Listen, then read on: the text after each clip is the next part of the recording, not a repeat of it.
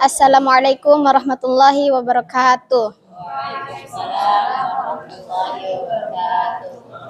Alhamdulillahi rabbil alamin. Assalatu wassalam ala asyrafil anbiya'i wal mursalin Sayyidina Muhammad sallallahu alaihi wasallam wa ala alihi wa ashabihi ajma'in, amma ba'd. Oke teman-teman, pada kesempatan kali ini kita akan membahas tentang hadis-hadis tentang zikir. Hadis yang pertama. An Abi Hurairah radhiyallahu anhu qala Rasulullah sallallahu alaihi wasallam yaqulullahu ta'ala ana 'inda dhanni 'abdi bi wa ana ma'ahu idza dzakarani fa in dzakarani fi nafsihi dzakartuhu fi nafsi wa in dzakarani fi mala'in dzakartuhu fi mala'in khairin minhu wa in taqarraba ilayya shibran taqarrabtu ilayhi dhira'an wa in taqarraba ilayya dhira'an taqarrabtu ilayhi ba'an wa in atani yamshi ataituhu harwalah.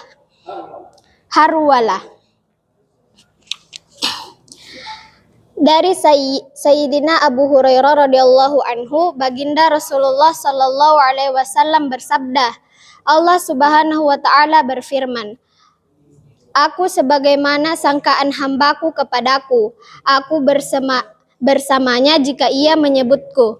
Jika ia menyebutku sendirian, aku pun menyebutnya secara sendirian. Jika ia menyebutku di suatu majelis, aku pun menyebutnya dalam suatu majelis yang lebih baik, yaitu majelis para malaikat yang maksum tanpa dosa. Jika ia mendekatiku sejengkal, aku akan mendekatinya sehasta. Jika ia mendekatiku sehasta, aku akan mendekatinya sedepah. Jika ia mendekatiku dengan berjalan, aku akan mendekatinya dengan cepat. Hadis riwayat Bukhari, Muslim, Ahmad dari kitab Syu'abul Iman. Faidah, hadis di atas mengandung beberapa pelajaran penting.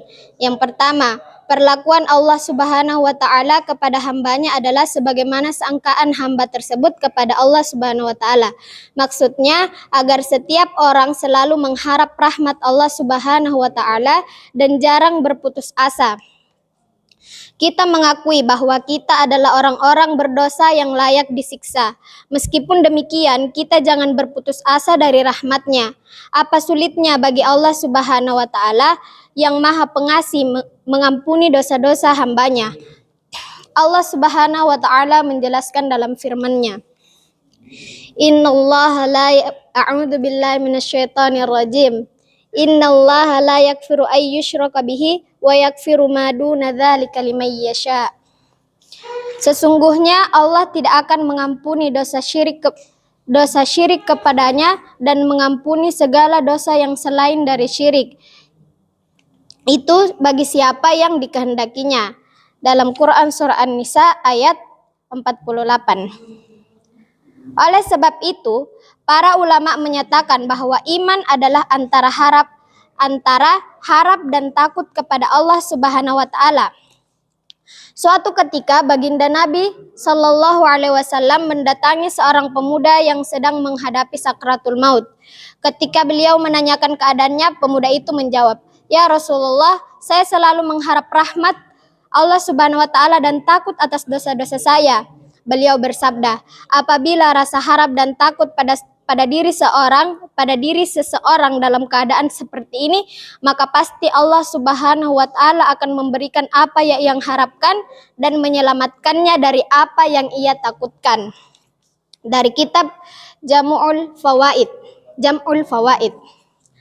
Sebuah hadis menyebutkan bahwa orang mukmin itu menganggap bahwa dosa-dosa mereka seperti sebuah gunung yang akan runtuh menimpanya, sedangkan ia duduk di bawah gunung tersebut. Sebaliknya, para pendosa menganggap bahwa dosa-dosa mereka seperti seekor lalat yang hinggap di tubuhnya, yang dengan mudah bisa diusir.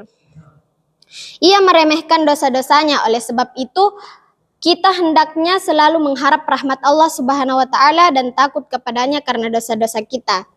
Seorang sahabat Sayyidina Mu'az radhiyallahu anhu telah syahid disebabkan penyakit taun. Menjelang wafatnya, ia pingsan berkali-kali. Ketika sadar, ia berkata, "Ya Allah, Engkau mengetahui aku sangat mencintaimu. Demi kemuliaanmu, Engkau pasti mengetahui hal ini." Ketika maut sudah mendekat, ia berkata, "Selamat datang wahai maut, engkaulah tamu yang penuh berkah. Kamu datang dalam keadaan betul-betul saya harapkan." Lalu ia berkata, "Ya Allah, Engkau mengetahui setiap saat aku selalu takut kepadamu, dan kini aku mengharap rahmat-Mu. Ya Allah, aku mencintai hidup, namun bukan untuk menggali sungai dan berkebun, melainkan untuk menahan haus karena puasa pada musim panas dan untuk bersusah payah demi agama dan agar dapat duduk bersama para ulama dalam majelis zikir." Dari kitab Tahzibul Lugha. Sebagian ulama berpendapat bahwa hadis perlakuan Allah Subhanahu wa taala kepada hambanya sebagaimana sangkaan hambanya kepadanya berlaku secara umum, bukan hanya dalam hal kekayaan, keamanan, ampunan, tetapi juga dalam segala masalah. Sebagaimana sangkaan hambanya kepadanya berlaku secara umum, bukan hanya dalam hal ampunan, tetapi juga dalam segala masalah termasuk doa, kesehatan, kekayaan, keamanan, dan sebagainya. Misalnya, seorang hamba berdoa dengan yakin bahwa doanya akan dikabulkan oleh Allah Subhanahu wa taala, maka dengan keyakinannya itu Allah Subhanahu wa taala akan mengabulkan doanya. Sebaliknya, jika seseorang menyangka bahwa doanya tidak akan diterima, maka Allah Subhanahu wa taala tidak akan mengabulkan doanya. Oleh sebab itu, disebutkan dalam sebuah hadis bahwa doa seseorang itu akan diterima selama ia tidak berkata, "Doaku tidak akan dikabulkan oleh Allah Subhanahu wa taala." Hal ini juga berlaku dalam masalah kesehatan, kekayaan, dan lain-lain. Hadis lain menyatakan, barang siapa yang kelaparan, lalu ia meminta-minta kepada manusia, maka ia tidak akan mendapatkan kelapangan. Seandainya ia mengadukan segala hajatnya kepada Allah Subhanahu wa taala, niscaya Allah Subhanahu wa taala akan menjauhkan segala kesulitannya. Satu hal yang perlu diketahui, bahwa baik sangka terhadap Allah Subhanahu wa taala adalah satu hal, dan berani berbuat maksiat kepada Allah Subhanahu wa taala adalah hal lain. Maksudnya, jangan sampai menyangka baik kepada Allah Subhanahu wa taala itu menjadikan kita berani bermaksiat kepadanya. Allah Subhanahu wa taala mengingatkan dengan firman-Nya, A'udzu billahi minasyaitonir rajim. Wala yagurrannakum billahil ghurur. Dan janganlah si penipu, setan menipu kamu dengan dalil kemurahan Allah. Quran surah Al-Luqman ayat 33. Maksudnya, jangan sampai setan menipu kita sehingga kita harus berbuat dosa karena merasa Allah Subhanahu wa taala Maha Pengampun dan Maha Pengasih. Allah Subhanahu wa taala berfirman, A'udzu billahi minasyaitonir rajim. Attala'al ghaiba amittakhadha 'indar rahmani ahda. Kalla. Adakah ia melihat yang gaib atau ia telah mendapatkan janji dari sisi Tuhan yang Maha Pemurah bahwa dia akan mendapatkan kemuliaan di akhirat? Sekali-kali tidak. Quran surah Maryam ayat 78 sampai 79. Yang kedua, kalimat barang siapa berzikir kepadaku, aku akan senantiasa bersamanya. Hadis lain menyebutkan, jika hambaku mengingatku, maka selama ia mengerakkan bibirnya, aku selalu bersamanya. Yakni aku benar-benar memperhatikannya dan menurunkan rahmat khusus baginya. Yang ketiga, kalimat aku akan menyebutkan dalam majelis malaikat. yaitu membangga-banggakannya di dalam majelis malaikat. Hal ini disebabkan satu, ketika manusia diciptakan telah ditentukan dalam dirinya unsur taat dan unsur maksiat, sebagaimana akan disebutkan dalam hadis ke-8.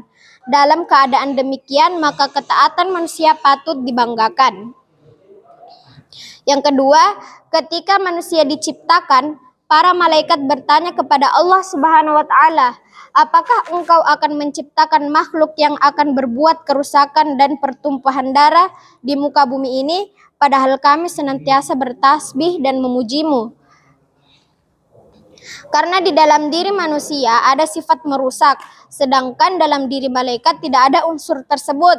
Maka mereka menyatakan, "Kami selalu bertasbih dan mensucikanmu." Ketika manusia yang di dalam dirinya ada unsur merusak, itu taat kepada Allah Subhanahu wa taala, maka ketaatannya pantas dibanggakan.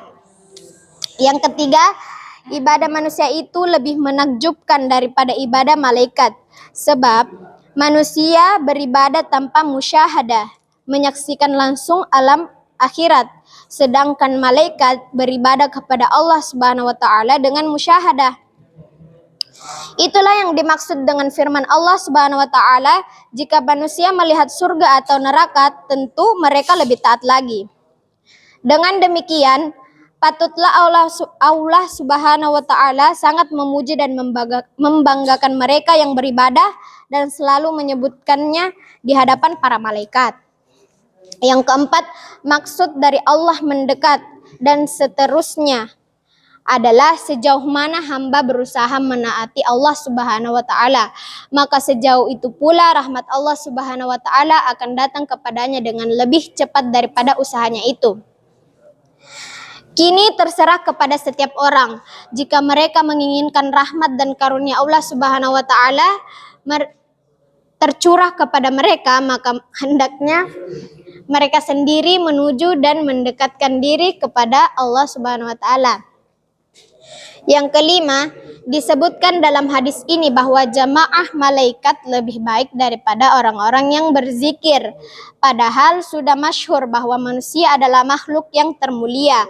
Hal ini disebabkan beberapa hal sebagai berikut. Yang pertama, lebih baik di sini dilihat dari segi kemaksuman para malaikat, yaitu terbebas dari segala dosa. Yang kedua, jumlah malaikat lebih banyak daripada jumlah manusia dan malaikat lebih baik daripada kebanyakan manusia, bahkan lebih baik daripada kebanyakan kaum muslimin. Namun, jika dibandingkan dengan seseorang mukmin yang khusus seperti para nabi alaihi salam, maka seorang nabi lebih baik daripada seluruh malaikat. Di samping itu masih banyak sebab-sebab lain yang memerlukan penjelasan panjang lebar. Selanjutnya hadis kedua. An Abdullah bin Busrin radhiyallahu anhu anna rajulan qala, "Ya Rasulullah sallallahu alaihi wasallam, inna syara'i al-Islam qad kasurat alayya fa akhbirni bi syai'in astannu bihi." Qala, "La yazal lisanuka rataba min dzikrillah." Dari Sayyidina Abdullah bin Busr radhiyallahu anhu, ia berkata, sesungguhnya ada seorang laki-laki berkata, "Ya Rasulullah, sesungguhnya hukum-hukum syariat sangatlah banyak bagiku, maka beritahukanlah kepadaku sesuatu yang dapat aku jadikan pegangan untuk aku amalkan." Beliau bersabda, selalu basahi lidahmu dengan zikrullah. Hadis riwayat Ibnu Abi Syaibah, Ahmad, Tirmizi. Disebutkan dalam hadis lain, Sayyidina Mu'az radhiyallahu anhu berkata, ketika saya berpisah dengan baginda Rasulullah sallallahu alaihi wasallam, ucapan beliau yang terakhir saat saya bertanya kepada beliau, amalan apakah yang paling disukai oleh Allah? Beliau bersabda, hendaklah engkau mati dalam keadaan lidahmu basah dengan zikrullah. Hadis riwayat Ahmad, Tirmizi, Ibnu Majah, Ibnu Hibban, Tabrani, Baihaqi dari kitab Darul Mansur dan Mishkat. Faidah. Yang dimaksud masa perpisahan dalam kitab ini adalah ketika baginda Nabi Shallallahu Alaihi Wasallam mengirim Sayyidina Mu'az bin Jabal radhiyallahu anhu untuk menjadi pemimpin negeri Yaman dan untuk berdakwah serta mengajar. Ketika itu baginda Nabi Shallallahu Alaihi Wasallam memberi beberapa nasihat kepada Sayyidina Mu'az radhiyallahu anhu dan ia mengajukan beberapa pertanyaan kepada baginda Nabi Shallallahu Alaihi Wasallam. Maksud hukum-hukum syariat sangat banyak, ialah terdapat banyak perintah dalam agama yang semuanya sangat penting untuk diamalkan. Namun, mengamalkan setiap perintah secara sempurna di setiap saat bukanlah hal yang mudah. Dari seluruh perintah tersebut, manakah yang terpenting agar aku jadikan pegangan dan dapat aku amalkan setiap saat dan tempat dalam keadaan berjalan, duduk, ataupun berdiri? Hadis lain menyebutkan bahwa ada 4 hal yang jika seseorang berhasil mendapatkannya, berarti ia memperoleh kebaikan dunia dan agama. Yaitu 1. Lidah yang selalu sibuk dengan zikrullah. Yang kedua, hati yang selalu sibuk bersyukur. Yang ketiga, tubuh yang basah menahan penderitaan. Dan yang keempat, istri yang tidak berkhianat mengenai dirinya sendiri dan harta suaminya. Hadis lain menyebutkan bahwa ada 4 hal yang jika seseorang berhasil mendapatkannya, berarti ia memperoleh kebaikan dunia dan agama. Yaitu, yang pertama, lidah yang selalu sibuk dengan zikrullah. Yang kedua, hati yang selalu sibuk bersyukur. Yang ketiga, tubuh yang sabar menahan penderitaan. Dan yang keempat, istri yang tidak berkhianat mengenai dirinya sendiri dan harta suaminya. Tidak berkhianat mengenai dirinya sendiri, maksudnya ia tidak menjerumuskan diri dalam hal-hal yang buruk dan kotor. Mengenai lidah yang senantiasa basah, kebanyakan ulama mengartikannya dengan banyak berzikir, dan ini sebagai ungkapan yang umum digunakan. Contohnya, jika ada seseorang yang selalu banyak memuji atau membicarakan si fulan, maka akan dikatakan bahwa orang itu basah lidahnya dalam memuji si fulan. Menurut pendapatnya buku yang lemah ini, ungkapan tersebut dapat juga bermaksud lain, yaitu jika seseorang mencintai orang lain, maka dengan menyebut namanya saja ia merasakan kenikmatan dan keasyikan dalam lidahnya. Orang-orang yang pernah belajar tentang cinta pasti memahaminya. Atas dasar itulah maka untuk merasakan kenikmatan dan kelezatan zikrullah, seseorang harus senantiasa menyebut dan mengingat namanya.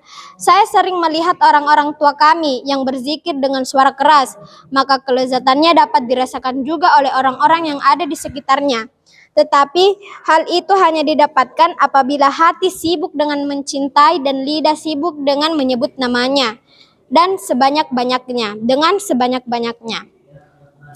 Sebuah hadis menyebutkan bahwa tanda-tanda mencintai Allah Subhanahu wa taala adalah mencintai zikrullah, dan tanda-tanda membenci Allah Subhanahu wa taala adalah membenci zikrullah.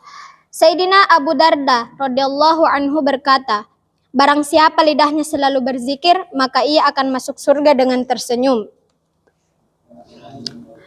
Hadis ketiga. Sudah?